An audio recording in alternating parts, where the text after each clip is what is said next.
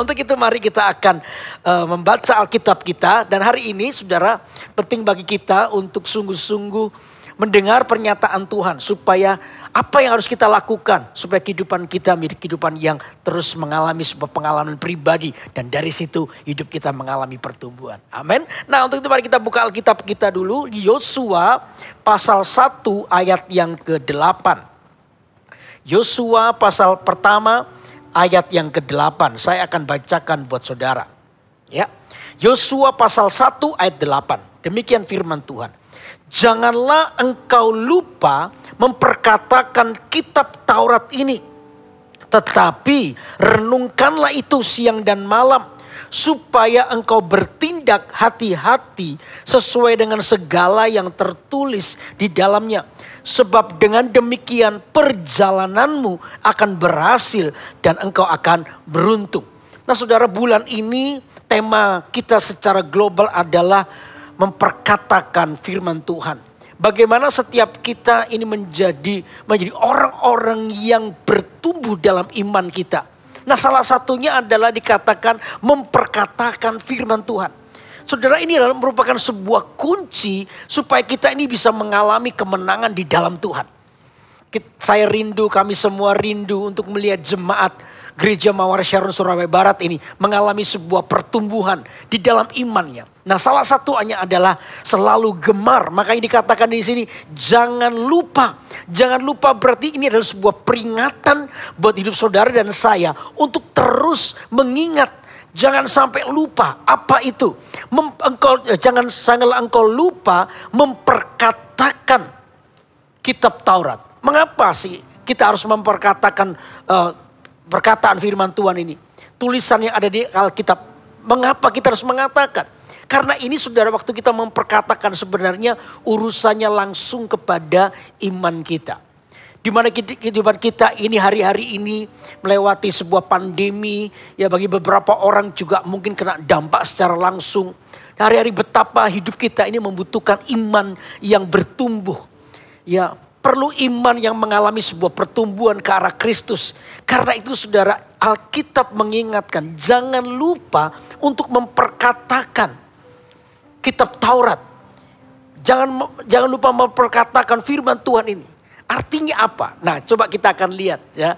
Arti untuk memperkatakan firman Tuhan itu ada 3. Yang pertama adalah begini saudara. Waktu Anda memperkatakan firman Allah dengan sungguh-sungguh, dengan hati yang sungguh-sungguh, maka disitulah kita bisa melihat bahwa arti dari memperkatakan firman Tuhan berarti kita percaya hanya kepada firman Tuhan. Jadi poin 1 ini, waktu Anda memperkatakan firman Tuhan, maka kita ini sedang menyatakan atau mendeklarasikan iman, kepercayaan kita hanya kepada firman Tuhan. Penting bagi kita untuk mengatakan bahwa aku hanya percaya kepada perkataan Tuhan. Apa yang mempengaruhi hidup saudara dan saya adalah cuman firman Tuhan. Karena firman Tuhan ini mengandung kuasa. Firman Allah itu sanggup mengubah hidup kita. Terutama khususnya di area iman kita. Banyak orang hari-hari ini mengalami sebuah problem, persoalan. Sehingga iman mereka runtuh. Sehingga iman mereka seolah-olah tidak bisa lagi melihat sebuah pengharapan. Tetapi hari ini mari kita belajar memperkatakan firman Tuhan. Sehingga waktu Anda memperkatakan firman Tuhan, kita itu sedang mendeklarasikan kepercayaan kita. Dan tadi saya bilang bahwa kita cuma percaya kepada firman Tuhan. Amin saudara. Nah untuk itu mari kita coba buka Alkitab dulu. Matius pasal 8. Yang Yosua nanti kita akan kembali situ. Tahan di situ saudara ya. Matius pasal yang ke-8. Ayat yang ke-5. Saya akan bacakan saudara. Sampai dengan yang ke-8. Perhatikan baik-baik. Ketika Yesus masuk ke Kapernaum, datanglah seorang perwira mendapatkan dia dan memohon kepadanya, Tuhan, hambaku terbaring di rumah karena sakit lumpuh dan ia sangat menderita. Yesus berkata kepadanya, aku akan datang menyembuhkannya. Tetapi jawab perwira itu kepadanya, Tuhan, aku tidak layak menerima Tuhan di dalam rumahku. Katakan saja sepatah kata, maka hambaku itu akan sembuh. Waktu itu dikatakan seorang perwira Kapernaum datang kepada Yesus. Meminta, memohon supaya Yesus berdoa atau menyembuhkan hambanya yang sakit. Ya, waktu itu Yesus berkata, oke, aku akan datang.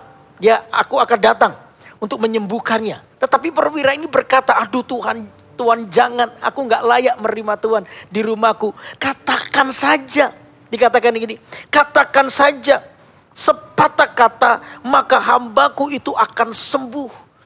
Jadi orang ini dengan kata lain dia mempercayai firman Allah yang keluar dari mulut Yesus tadi itu. Ya, nanti ketika Yesus mengatakan sesuatu, maka dia percaya dampaknya adalah sampai pada kesembuhan. Artinya orang ini mau berkata kepada Tuhan bahwa aku percaya kepada perkataanmu. Hidupku sangat dipengaruhi dengan perkataan Tuhan, bukan dengan suara dunia ini. Makanya waktu Yesus melihat iman daripada panglima ini, coba ada baca ya. Ayat yang ke-10 dikatakan begini. Setelah Yesus mendengar hal itu, heranlah ia dan berkata kepada mereka yang mengikutinya, aku berkata kepadamu sesungguhnya iman sebesar ini tidak pernah aku jumpai pada seorang pun di antara orang Israel. Yesus pun sampai kagum. Ini adalah perwira ya, yang di Kapernaum yang notabene adalah bukan orang Israel. Tetapi Yesus begitu kagum bagaimana iman orang ini percaya hanya pada perkataan Tuhan saja. Tuhan cuma berkata satu kata saja, satu kalimat saja, hambaku itu akan sembuh. Wow, ini sebuah pernyataan iman yang luar biasa. Makanya itu saudara, percaya dengan saya ketika kita ini memperkatakan firman Tuhan. Dan kita itu adalah orang yang mengatakannya dengan kesungguhan hati kita. Maka sebenarnya Anda sedang mempercayai perkataan firman Tuhan sebagai satu-satunya yang sanggup mengubah hidupmu. Yang sanggup untuk memulihkan keadaan Anda. Katakan amin. Ini adalah sebuah pernyataan. Ini arti memperkatakan firman Tuhan. Anda percaya hanya pada perkataan Tuhan. Dalam situasi yang seperti ini saudara, banyak perkataan-perkataan dari dunia. Apalagi perkataan-perkataan setan yang suka untuk mengintimidasi saudara dan saya. Membuat iman kita ini menjadi lemah. Ya, menakut-nakuti sehingga kehidupan kita ini takut menghadapi banyak hal. Ya, sehingga firman Allah yang kita dengar, yang pernah kita dengar, mungkin kita baca seolah-olah ini tidak ada artinya lagi. Oleh karena apa? Ketakutan. Sehingga suara-suara dunia ini membuat kita rasanya kita ini kok rasanya gak ada pengharapan. Padahal saudara, di dalam saudara dan saya ada pengharapan yang luar biasa. Amin. Dalam situasi pandemi yang seperti ini, memang kita harus menjaga protokol kesehatan. Harus, ya, jangan menantang maut, jangan sok-sokan, jangan gaya-gayaan. Ya, makanya kita semua hari ini menuruti apa yang pemerintah kehendaki supaya untuk menahan laju pertumbuhan daripada penyakit ya corona ini, COVID-19 ini. Ya kita taat sungguh-sungguh. Harus dengan protokol kesehatan. Hari ini saya taping pun juga semua sebelumnya ya harus melewati sebuah swab test dan lain sebagainya dan dinyatakan negatif.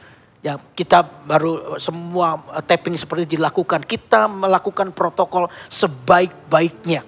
Tapi ingat satu ini, yang sisi yang lain. Ya saudara, jangan sampai kita ini ketakutan yang terlalu berlebihan. Sampai akhirnya kita melupakan ada sebuah pribadi yang namanya Tuhan Yesus yang mengasihi kita. Karena itu penting bagi kita untuk terus hidup di dalam perkataan Tuhan. Artinya kita percaya bahwa perlindungan Tuhan atas kehidupan kita. Percayalah Tuhan sampai hari ini di tengah-tengah situasi yang ada. Tuhan masih mengasihi kita, melindungi kita. Karena itu percaya pada perkataan Tuhan akan mengalahkan tipu daya iblis buat hidup kita. Amin. Iblis itu mencoba untuk mencuri damai sejahtera lewat situasi yang ada. Tapi orang-orang yang memperkatakan firman Tuhan. Orang ini berarti memproklamasikan kepercayaannya. Hidupku tidak dipengaruhi dengan suara dunia. Hidupku tidak dipengaruhi oleh keadaan. Oh aku tidak mampulah, aku ini gak bisa lah. Tidak akan mendengar itu. Saudara mungkin banyak mendengar perkataan tapi itu tidak akan pernah bisa mempengaruhimu. Karena apa saudara? Karena firman Allah yang Anda katakan itu jauh lebih mempengaruhi hidup kita. Amin. Biar hari ini Yesus melihat iman yang begitu bertumbuh dalam kehidupan kita. Sampai Yesus memuji daripada panglima ini. Ya, di Israel gak pernah ku jumpa iman seperti ini. Karena panglima ini hanya meletakkan satu ini. Hidupnya sangat dipengaruhi oleh perkataan Tuhan. Katakan satu kalimat saja. Satu kalimat saja, hamba itu akan sembuh. Dan betul saudara, ketika Yesus menyatakan satu kata, ya, satu kalimat, maka hamba itu mengalami kesembuhan. Wow, betapa pengaruh yang luar biasa. Makanya hari ini mari kita bertumbuh di dalam iman kita. Untuk kita selalu melihat, untuk terus memperkatakan firman Tuhan. Karena ketika kita memperkatakan firman Tuhan, artinya kita sedang percaya hanya kepada perkataan Tuhan. Amin. Amin. Itu yang pertama. Lalu yang kedua apa? Arti memperkatakan firman Tuhan artinya gini. Mulutku itu penuh dengan apa? Pujian. Mulut kita penuh dengan ucapan syukur. Hidup kita ini penuh dengan nyanyian pengagungan kepada Tuhan. Coba buka Mazmur 71 ayat 8. Perhatikan baik-baik. Mazmur 71 ayat 8. Kita baca ya bersama-sama. Kita buka Mazmur 71 ayat 8. Dikatakan begini. Mulutku penuh dengan puji-pujian kepadamu. Dengan penghormatan kepadamu apa? Sepanjang hari. Sepanjang hari mulutku ini penuh dengan pujian. Wow, saudara, itu adalah kekuatan hidup kita. Bagaimana kehidupan saudara dan saya dipenuhi dengan yang namanya apa? Ucapan syukur. Makanya tahun ini menjadi the year of praise. Bagaimana pujian penyembahan terus keluar dari hidup kita melalui mulut kita. Ini adalah bentuk kita memperkatakan di tengah-tengah persoalan, di tengah-tengah masalah yang kita hadapi. Ya, nyanyian itu mengambil alih seluruh kondisi hati kita. Nyanyian kita ini akan mengambil alih seluruh keadaan hati kita. Waktu kita memuji, kita itu sedang memberikan sebuah takhta bagi Tuhan. Saya sering kali bilang itu. Ya, waktu kita memuji Tuhan, kita sedang membangun sebuah takhta bagi Tuhan. Dan ketika Tuhan bertakhta di atas pujian umatnya, maka seluruh eksistensi Tuhan itu ada di situ. Apa itu? Kekuatan yang baru, iman yang baru, pengharapan yang baru, mujizat ada di sana. Jadi sudah bisa bayangin ketika Anda memuji Tuhan, ketika kita sedang mengagungkan Tuhan. Dengan dasar hati yang terus mengasihi Tuhan. Tuhan itu bertakhta di atasnya. Tuhan disukakan. Bagi orang yang suka menyanyi, saudara sedang sungguh-sungguh sedang membangun hidupmu. Orang yang memuji Tuhan adalah orang yang akan mengalami kemenangan dengan cara Tuhan. Katakan amin. Orang yang memuji Tuhan selalu di dalam segala situasinya. Memang hari-hari ini mungkin tidak bisa disangkal. Kita mengalami banyak persoalan. Kita banyak mengalami sebuah tekanan kehidupan. Tapi itu pun tidak pernah mampu mencuri kekaguman kita dengan Tuhan. Ini yang tidak boleh berubah di hidup kita. Waktu kita mengalami sesuatu. Ya, waktu mengalami sesuatu kehidupan kita kayak mengalami tekanan begitu. Coba kasih kujige dulu. Kujige. Waktu kita mengalami tekanan begitu. Anda mulai nyanyikan di walau 1000 rebah di sisiku, Kau tetaplah Allah penolongku. Walau 10.000 rebah di kananku, takkan ku goyah sebab Yesus sertaku. Wah, mulut kita penuh dengan pujian. Walau 1000 rebah di sisi. Waktu Anda mulai menyanyi ini, hatimu diangkat kepada Tuhan. Kau tetaplah Allah penolongku. Walau 10.000 rebah di kananku, takkan ku goyah sebab Yesus sertaku. Dia akan mengambil alih seluruh hidupmu. Dikatakan tentara Tuhan akan datang bersama denganmu, menghadapi apapun yang kau alami. Sehingga yang namanya ketakutan, kekhawatiran, keputusasaan, yang namanya kita ini menghadapi sebuah problema atau tekanan hidup yang begitu luar biasa. Tiba-tiba ketika orang suka memuji Tuhan. Orang tadi saya bilang membangun tahtanya Tuhan. Dan Tuhan itu bertakhta di atas pujian umatnya. Dan ketika Tuhan bertakhta di atas pujian umatnya, maka Tuhan akan mengambil alih hidupmu. Dan setiap kita akan mengalami kemenangan dengan cara Tuhan. Katakan amin. Ini yang Tuhan janjikan, karena itu saudara memperkatakan firman Allah itu sama dengan ketika membiarkan mulut kita ini penuh dengan pujian. Mengucap syukur. Mengucap syukur itu adalah sebuah senjata untuk mengalahkan tipu daya iblis. Jelas. Waktu Anda mengucap syukur, iblis itu gagal total untuk menipu Anda. Lewat situasi yang ada, ya iblis mencoba untuk menipu kita. Tapi ketika kita bersyukur, waktu kita memuji Tuhan. Memuji Tuhan itu bukan hanya dalam keadaan baik, saudara. Waktu dalam keadaan tekanan sekalipun. Waktu kita ini mengalami sebuah persoalan yang berat, justru itu adalah waktu dan tempat yang paling tepat untuk Anda dan saya menyembah Tuhan. Amin, saudara. Dan ketika iblis itu menjumpai orang yang tahu bersyukur, susah bagi dia untuk menipu kita. Wah, diizinkan persoalan ini belum selesai, datang persoalan itu. Persoalan itu belum selesai, datang persoalan sana belum selesai, sini datang lagi. Wah, rasanya ada orang yang mungkin mengalami yang bertubi-tubi. Anda pernah mengalami itu? Bertubi-tubi. Mengalami banyak hal. Tetapi ketika orang ini adalah orang yang cuma berlutut di hadapan Tuhan, mungkin dia gak ngerti apa yang harus dibuat. Seperti di Mazmur 73 dikatakan, aku ini seperti hewan yang dungu di dekatmu, tapi aku ingin di dekatmu.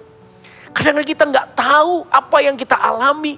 Kadang kita gak ngerti apa yang kita alami. Senjata peperangan rohani kita adalah berlutut di hadapan Tuhan dan menengadahkan tangan kita dan bersyukur. Dan bersyukur. Kita cuma bersyukur kepada Tuhan. Disitulah Tuhan mengambil alih hidup kita. Katakan amin. Satu hari ketika saya mendengar, ya ini kesaksian beberapa sudah saya sampaikan. Ya, ketika saya mendengar anak saya jatuh. Waktu saya lagi di luar kota di dalam pelayanan, tiba-tiba saya ditelepon oleh istri saya bahwa diberitahu anak saya jatuh. Secara manusia saya kaget, saya pikir jatuh ya biasa, tapi diberitahu ternyata anak saya jatuh dari lantai 2 ke lantai 1. Waduh, saudara, bagi saya sebagai seorang suami yang baru punya anak. Hari itu anak saya baru berumur 8 bulan. Ya, cukup takut, ya cukup was-was juga, saudara. Waktu mendengar itu saya langsung habis pelayanan itu saya kebut balik ke Surabaya. Ya, saya dari satu kota di luar kota ya, di Jawa Timur ini. Saya balik ke Surabaya. Wah, dalam keadaan hati yang kacau. Tapi di tengah jalan saya seperti ditegur, diberitahu. Kamu gak percaya sama Tuhan ya. Anakmu ini sudah jatuh, kamu cepet-cepet ini pun sudah gak bisa menolong. Anakmu sudah jatuh, kenapa kamu gak percaya Tuhan membela hidupmu? Saya bilang, Tuhan ampuni saya. Tapi aku cemas, aku khawatir. Tapi aku belajar untuk percaya kepada Tuhan. Tiba-tiba waktu itu hati saya dipenuhi dengan keinginan untuk terus memuji Tuhan. Saya ingat ayat ini. Ayo di dalam situasi ini, mari memperkatakan firman Tuhan. Salah satunya adalah membiarkan mulut kita ini penuh dengan puji-pujian. Ini adalah bagian daripada kita ini menyatakan firman Tuhan. Yang tadi percaya kepada firman Tuhan. Lalu yang kedua ini mulut kita penuh dengan puji-pujian. Ya, saya nyanyikan lagu ini, coba kasih ke Jide ya. Jide. Ya, saya ingat lagu ini saudara. Yang ku tahu Dia kerjakan seturut firman-Nya, bagi kemuliaan-Nya yang ku yakin. Dia sediakan seturut kasih-Nya bagiku. Tiba-tiba lagu ini begitu kuat. Dan saya nyanyi terus Tuhan, aku sudah tidak sanggup menolong anaknya, saya maksudnya anakku. Tetapi aku tahu, aku percaya ada Tuhan di situ. Saya memperkatakan imanku di hadapan Tuhan. Yang ku tahu, ini iman saya. Dia kerjakan seturut firman-Nya, bagi kemuliaan-Nya yang ku yakin. Dia sediakan seturut kasih-Nya bagiku. Saya nangis di perjalanan, tapi hatiku dipenuhi dengan damai sejahtera. Saya jalan terus. Ini senjata peperangan rohaniku. Ini senjata peperangan rohaniku, memenuhi, membiarkan mulutku ini penuh dengan puji-pujian. Aku menyatakan imanku kepada Tuhan. Aku menyatakan kepercayaanku kepada Tuhan. Memperkatakannya dengan iman, mulutku penuh dengan pujian kepada Tuhan. Saya nangis di sepanjang jalan itu, saya nangis. Sampai di Surabaya, saya langsung masuk kamar saya. Istri saya peluk saya, minta maaf. Lalu saya lihat anak saya, ada biru-biru di sini. Saya bilang sudah ke dokter. Iya tadi telepon dokter nggak ada. Ini minggu gimana ya? Akhirnya saya coba telepon satu teman. Dia memang lagi ibadah. Tapi setelah itu oke, saya bisa. Akhirnya dia kontak di rumah sakit dulu. Akhirnya saya bisa, saudara, bawa anak saya ke rumah sakit. Dia sudah ada di sana. Lalu diaturkan semuanya. Saya ke dokter tulangnya. Akhirnya difoto sebentar. Ya selesai semuanya. Akhirnya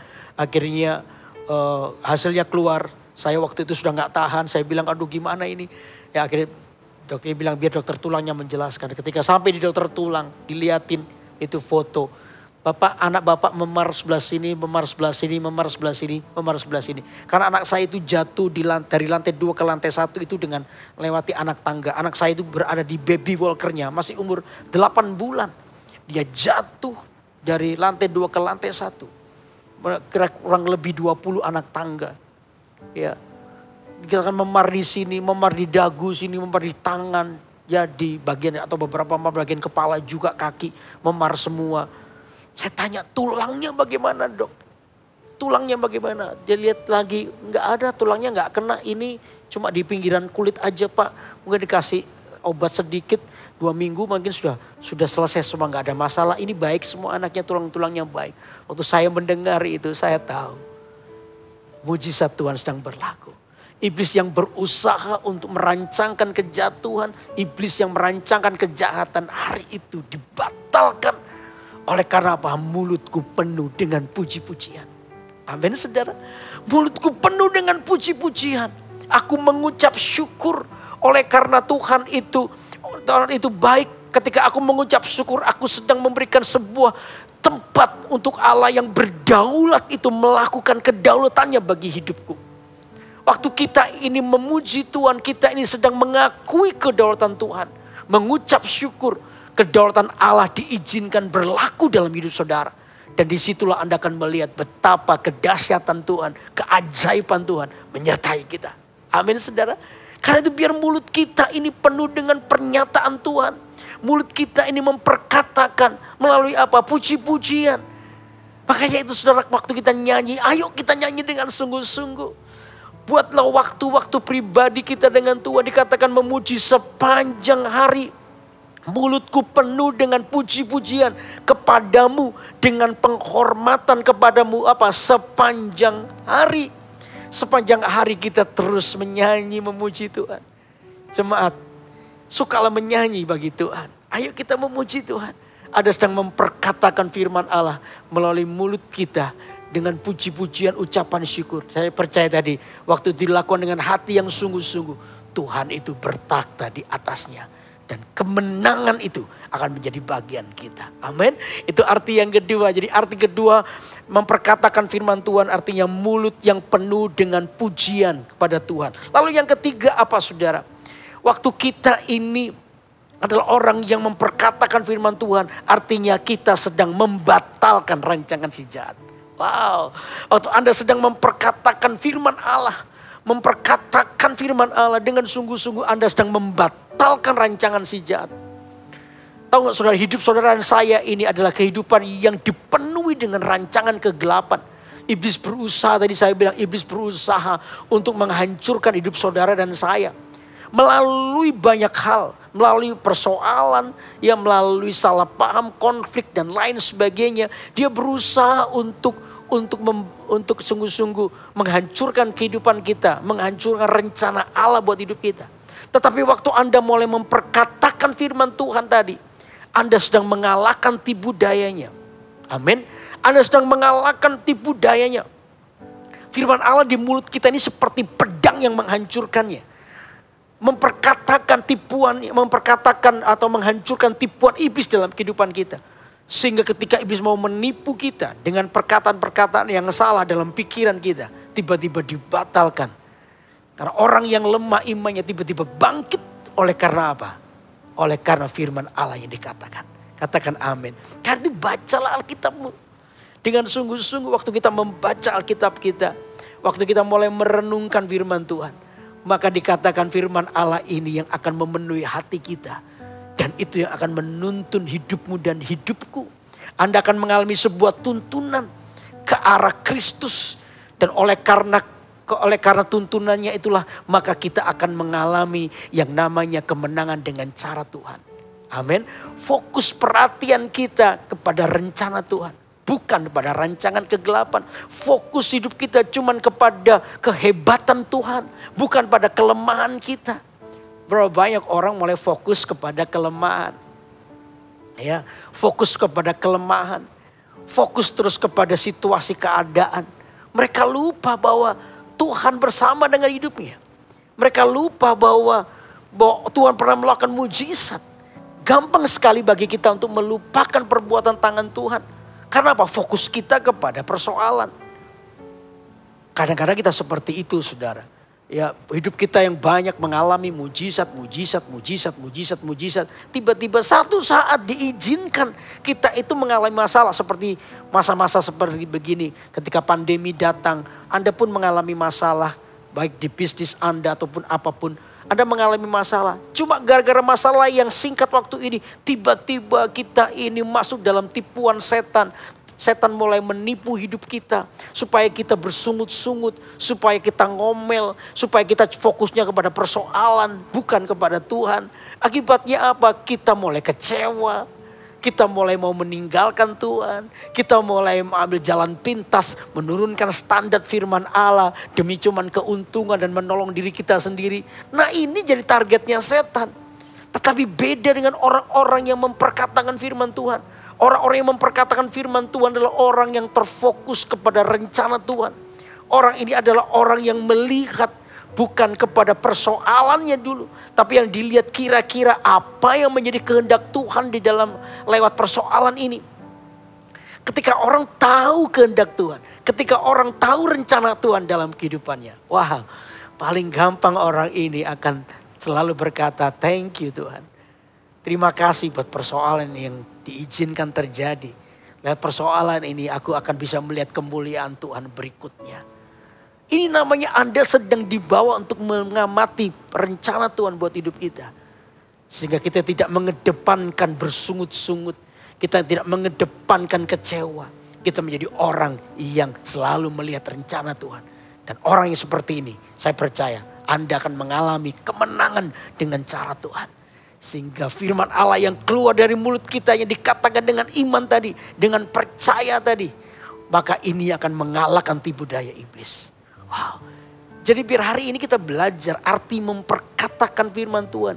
Ada 3 tadi. Yang pertama apa? Yang pertama adalah bentuk sebuah proklamasi kepercayaan kita kepada Tuhan. Lalu yang kedua artinya apa? Memenuhi mulut kita penuh dengan ucapan syukur, dengan puji-pujian kepada Tuhan. Itu artinya. Yang ketiga apa? Mengalahkan tipu daya iblis. Nah, kalau sampai 3 hal ini kita tahu kunci daripada memperkatakan firman Tuhan. Maka Anda adalah orang yang akan terus memperkatakan firman Tuhan. Dan iman kita akan bangkit untuk mengalahkan tipu daya iblis. Amin saudara. Dan Anda akan mengalami sebuah kemenangan dengan cara Tuhan. Nah, itu artinya. Nah, sekarang berkatnya. Berkat apa yang akan terjadi dalam kehidupan kita waktu kita menjadi orang yang suka memperkatakan firman Tuhan. Coba kembali ke Yosua pasal 1 tadi, ayat ke-8. Ada 3 berkat. Yang pertama apa saudara? Ya, saya ulangi pembacaannya ya. Yosua pasal 1 ayat 8. Janganlah engkau lupa memperkatakan kitab Taurat ini. Tetapi renungkanlah itu siang dan malam. Supaya engkau bertindak hati-hati sesuai dengan segala yang tertulis di dalamnya. Sebab dengan demikian perjalananmu akan berhasil dan engkau akan apa? Beruntung. Ada 3 berkat. Yang pertama dikatakan gini. Supaya engkau bertindak apa? Hati-hati sesuai dengan segala yang tertulis di dalamnya. Oh, jadi berkat yang pertama. Waktu kita memperkatakan firman Allah. Ya, memperkatakan firman Tuhan yang dikatakan pertama adalah supaya kita ini bertindak hati-hati. Apa yang firman Allah lakukan buat hidup kita? Saudara, firman Allah itu menjagai kecenderungan hati kita. Kita ini punya kecenderungan hati yang salah. Ya, mudah bagi kita untuk menyeleweng dari kebenaran firman Tuhan. Kita ini perlu sebuah penjagaan. Apa itu jelas? Penjagaannya adalah firman Tuhan. Firman Allah itu menegur hidup kita. Firman Allah itu memberitahukan jalan-jalan buat hidup kita. Firman Allah itu akan membawa kita kepada sebuah jalan Tuhan. Karena itu saudara, milikilah hati yang mudah ditegur. Orang yang mudah berubah, orang yang mudah ditegur, itu adalah orang yang mempersilahkan rencana Allah terjadi buat hidupnya. Izinkan ketika Anda mulai ditegur. Saya selalu bilang ini, kalau Anda masih ditegur oleh Tuhan berarti Anda sedang dikasihi oleh Tuhan. Amin. Halo, amin. Tuhan tuh menegur kita lewat banyak hal sih. Ya mungkin bisa lewat keluarga, papa, mama, atau sanak saudara dan lain sebagainya. Tapi yang penting satu ini, punyailah hati yang mau ditegur. Karena teguran itu akan menolong kita untuk melihat sisi kelemahan kita yang mungkin tidak pernah kita perhatikan.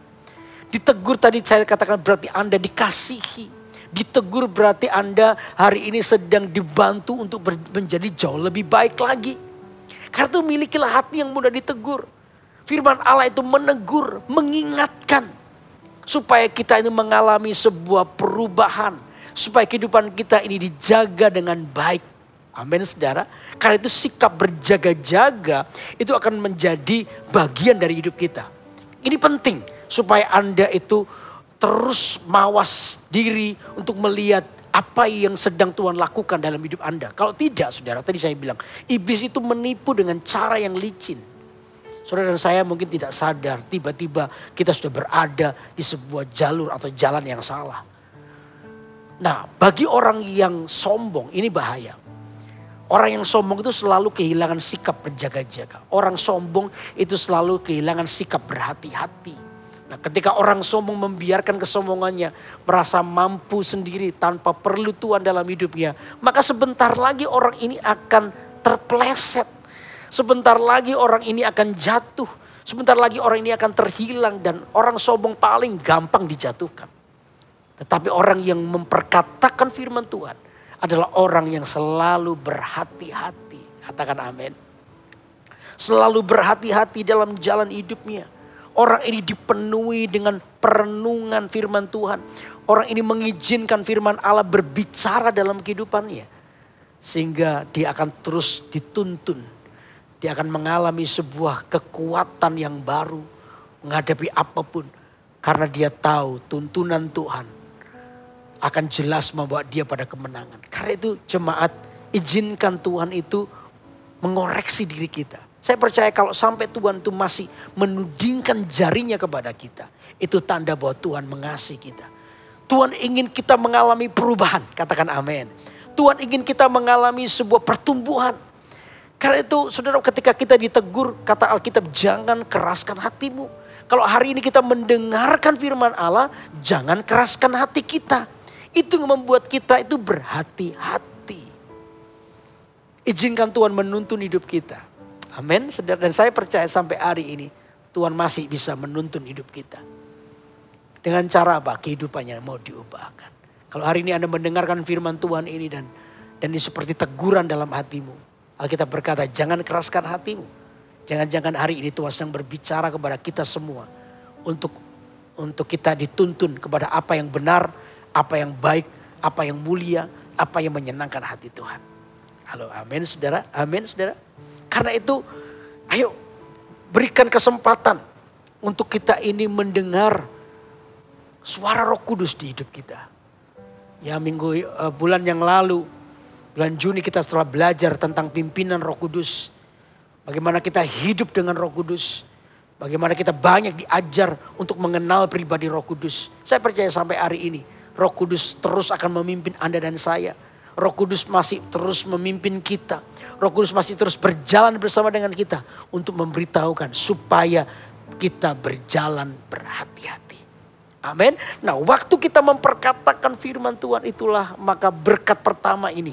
Hidup Anda dan saya akan berjalan dalam kehati-hatian, waspada dan berjaga-jaga. Saya percaya ada berkat Tuhan di dalam sebuah kewaspadaan. Amin. Amin. Oke, lalu yang kedua apa? Yang kedua dikatakan begini. Sebab dengan demikian perjalananmu akan berhasil. Wow, ini janji Tuhan. Perjalananmu akan berhasil. Di Mazmur pasal 1 jelas dikatakan orang yang merenungkan firman Tuhan siang dan malam. Dikatakan apapun. Mari kita baca dulu sebentar ya. Mazmur pasal 1. Mazmur pasal 1 ayat. Coba lihat. Mazmur pasal 1 ayat yang pertama. Coba. Berbahagialah orang yang tidak berjalan menurut nasihat orang fasik. Yang tidak berdiri jalan orang berdosa. Dan yang tidak duduk dalam kumpulan pencemooh. Tetapi yang kesukaannya ialah Taurat Tuhan. Dan yang merenungkan Taurat itu siang dan malam. Dikatakan ia seperti pohon yang ditanam di tepi aliran air. Yang menghasilkan buahnya pada musimnya. Dan tidak layu daunnya. Apa saja yang diperbuatnya, apa saudara, berhasil. Apa saja yang dibuatnya berhasil. Makanya janji yang kedua apa? Supaya perjalanan kita ini berhasil. Kita akan mengalami keberhasilan. Dan ini seperti janji firman Tuhan. Orang-orang yang memperkatakan firman Tuhan. Dan merenungkannya adalah orang-orang yang tidak akan dipermalukan. Saudara dan saya tidak akan dipermalukan. Hidupmu berada dalam tangan Tuhan. Katakan amin. Ada sebuah janji yang akan digenapi dalam hidup kita.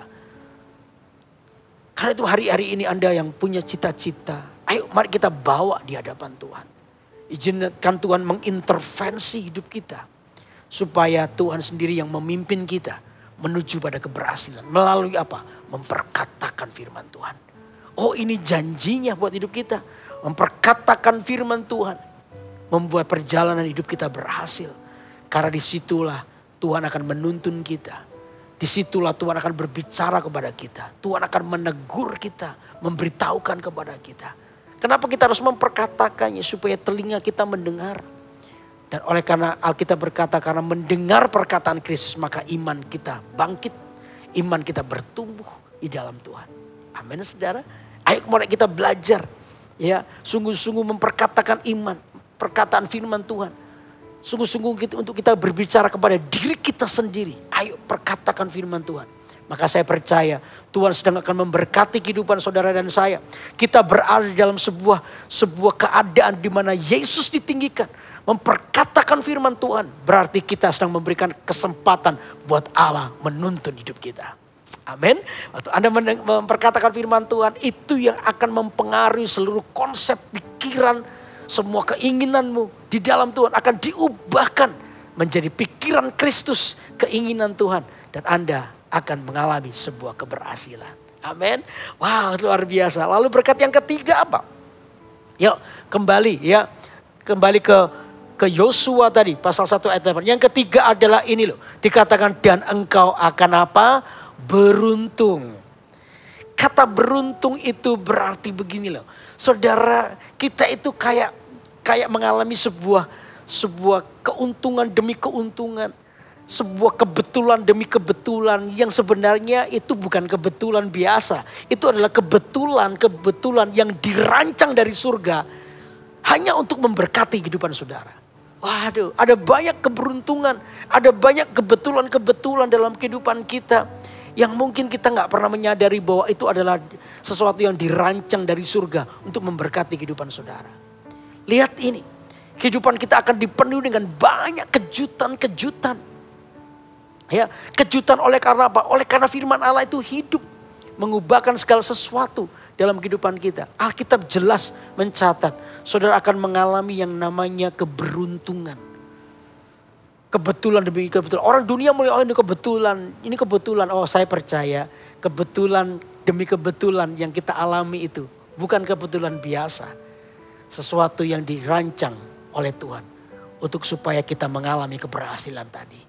Saudara akan selalu selip dengan yang namanya kecelakaan atau apapun.